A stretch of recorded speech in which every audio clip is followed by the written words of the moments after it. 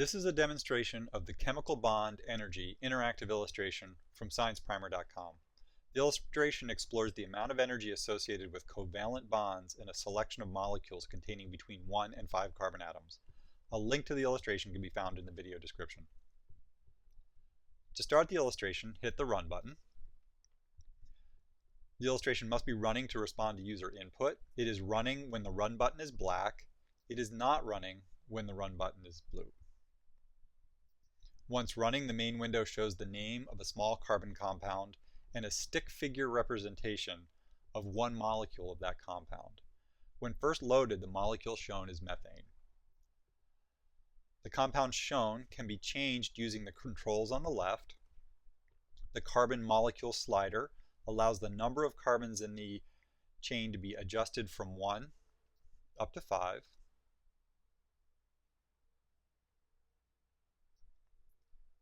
And the alcohol switch toggles the form of the molecule from an alkane to an alcohol and back again by adding or removing a hydroxyl group.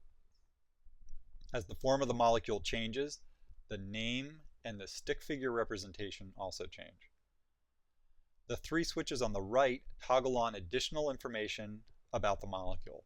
The atom count switch brings up a table showing the number of each type of atom present. The bond count switch adds the number of each bond type. And the bond energy button adds the energy associated with the bonds. Units of energy are kilocalories per mole. The first value is the amount of energy present in each type of bond.